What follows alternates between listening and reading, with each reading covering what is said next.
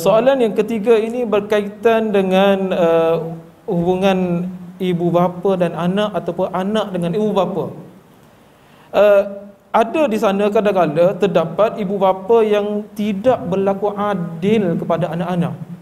Ibu bapa yang tidak berlaku adil, mungkin ada beberapa urusan yang anak-anak melihatnya ibu bapanya tak berlaku adil dengan adik-beradik mereka.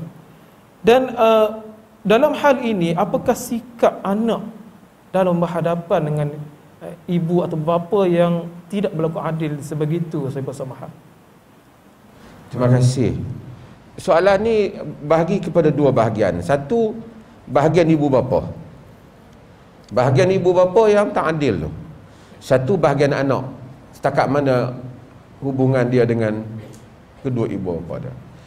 Kita selalu sebut tentang tanggungjawab anak kepada ibu bapa.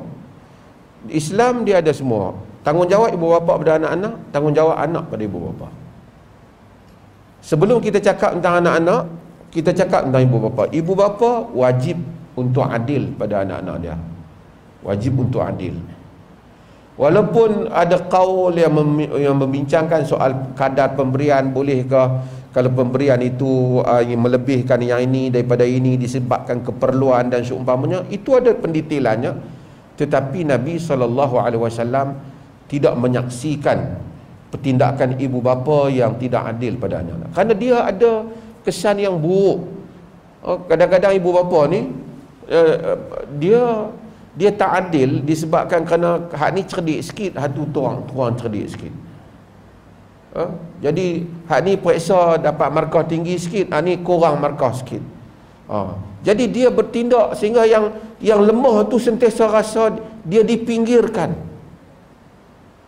Ataupun yang ni kurang segak sikit, yang ni segak sikit ke. Ada kadang-kadang mak bapak ni ada orang yang pelik-pelik. Bila yang dah besar, yang ni kaya sikit, yang ni tak kaya, dia layan lain-lain. Kan? Hak kaya balik, tak ada balik, duk jenguk pintu dah. Kalau hak tak ada duit balik, ketuk pintu pun lambat buka. Ada juga. Nabi SAW ajar sikap yang betul pada ibu bapa. Itu dulu. Nu'man bin Bashir sahabat Nabi, dan Bashir juga merupakan sahabat Nabi, bapa dia. Nu'man merupakan anak pada Bashir daripada isteri dia Amrah bintu Rawahah. Amrah bintu Rawahah. Jadi satu hari Nu'man nak bagi satu benda kepada Bashir, Bashir nak bagi hadiah kepada anak dia Nu'man ni. Nu'man ni anak pada isteri ni, Amrah bin Rawahah ni. Ni siapa isteri banyak kena dengar kan? Isteri seorang pun kena dengar kan? Jadi isteri dia kata, aku mau pemberian ni disaksikan oleh Rasulullah. Maksudnya supaya jangan tarik balik, bagi saksi Rasulullah. Dia pergi pada Nabi SAW. Nabi tanya, "A'taita sa'iru auladika misla hadha?" Semua anak-anak kau dapat macam ni ke? Dia kata, "Tak lah, nak bagi kat dia seorang je lah."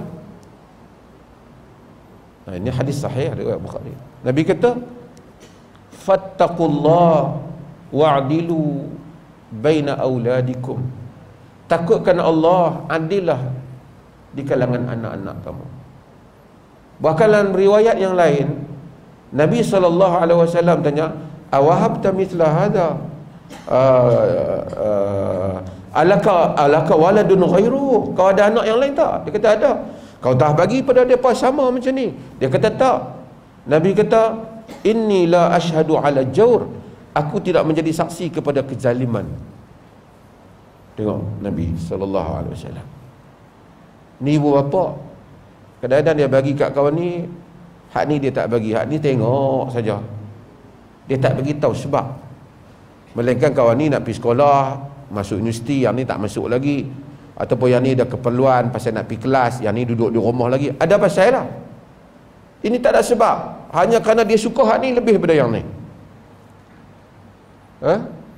Itu satu, ibu bapa. Bahagian yang kedua, anak-anak. Walaupun kita mempunyai masalah ibu bapa kita yang tak adil, Tetapi kita berbuat baik kepada ibu bapa ni tidak menderhaka ibu bapa. Kerana uququl walidain ni termasuk asyirku billah wa uququl walidain minal kabair, termasuk daripada dosa besar. Minal kabair kata Nabi, termasuk daripada dosa besar.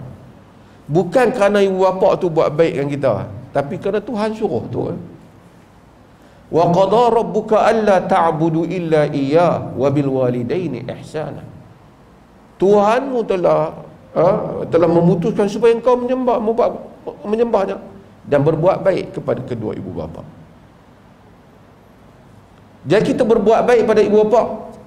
Uquq ialah uquq yang dikatakan derhaka, itu ialah kita buat benda yang menyakitkan hati ibu ataupun bapa. Dengan sengaja kita nak bagi dia sakit hati. Melainkan kita ni bukan nak bagi dia sakit hati, dia pergi sakit hati, tu cerita lain lah.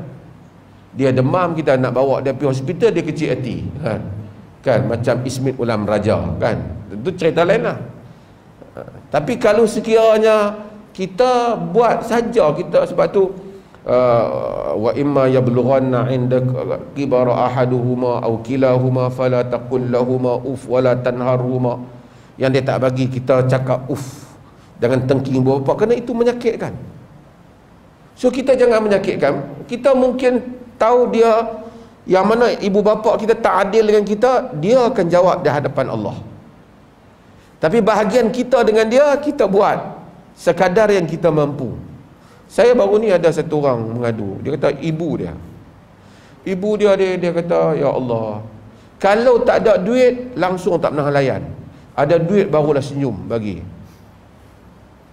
Dia kata, apa dia nak buat? Dia kata, balik dia, kalau tak bagi duit dia tak mau cakap, sedangkan dia ada tanggungan anak-anak dia, ada macam-macam, dia tak kira, dia kira minta duit, dia nak joli lah. Ada ibu macam tu. Kita taklah diwajibkan oleh agama sehingga terus bagi kepada ibu sehingga kita tak mampu. Kita kena tunaikan tanggungjawab kita. Tapi kita mungkin diam, kita tak kata apa aja. Yang mana kadar kita mampu, hak mana menanggung keperluan dia, kita bagi. Kalau kita tahu dia gunakan duit itu untuk benda yang salah, kita jangan bagi. Tapi kita taklah maki dia, cerca dia, kerana kerana Quran kata, wa in jahadaka ala an tusyrika bi ma laysa laka bihi ilmun fala tuti'huma wa sahibhuma fid dunya ma'rufa. Jika wa in jahadaka ala an tusyrika bi ma laysa laka bihi ilm, jika mereka bersungguh nak bagi engkau syirik apa yang kau tidak ada ilmu mengenai, fala tuti'huma, jangan kamu taat pada mereka. Wa sahibhuma fid dunya ma'rufa, buat baik kepada mereka di dalam urusan dunia. Maksud kalau ibu bapa kafir pun kita masih disuruh buat baik dalam urusan dunia.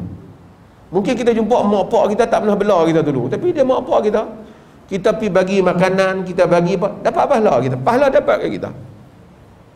Dia punya tak adil, dia tak cuai tanggungjawab dia, itu dia akan jawab di hadapan Allah. Dan Quran macam saya selalu sebut, bila dia ajak wa qur rabbirhamhuma kama rabbayani saghira, wahai Tuhanku, kesian pada mereka macam mana mereka menjaga aku masa aku kecil membesar. Maksudnya ibu bapa jenis tak kesian pada anak ni, Tuhan pun tak kesian kat dia lah.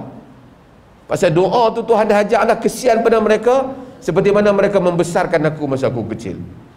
Kalau masa dia, ibu bapa masa anak masa kecil tak kesian, doa tu kena banyak mana ke dah. Tuhan ajak doa tu pun kena dah, supaya kita insaf. Esok anak kita akan doa yang tu, kalau kita jenis tak kesian kat dia, banyak tu kita dapat.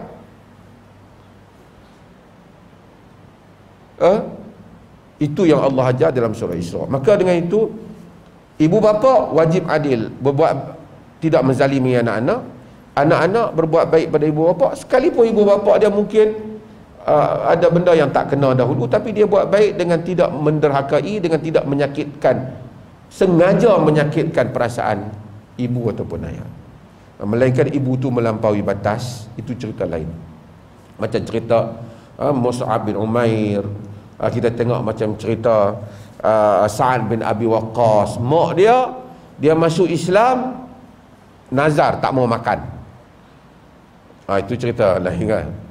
Dia kata, ya law kana laki mi'ata nafs fa kharajat nafsan ma taraktu dini. In syi'ti fakuli wa in syi'ti fala ta'kuli. Wahai ibu, kalau ibu ada 100 nyawa, nyawa tu keluar satu-satu pun, aku tak tinggalkan agama Muhammad. Aku tak tinggalkan agama aku. Jika ibu mau, ibu boleh makan. Jika ibu tak mau, tak payah makan. Jika ibu mau, ibu makan. Jika ibu mau, ibu tak payah makan. Terpulanglah. Itu bukan derhaka, sebab itu pada position yang betul. Tapi tak pasal-pasal pergi jengkah mak kita, duk sebut benda-benda yang tak elok kat dia, itu adalah termasuk dalam dosa besar. Wallahu ta'ala a'lam.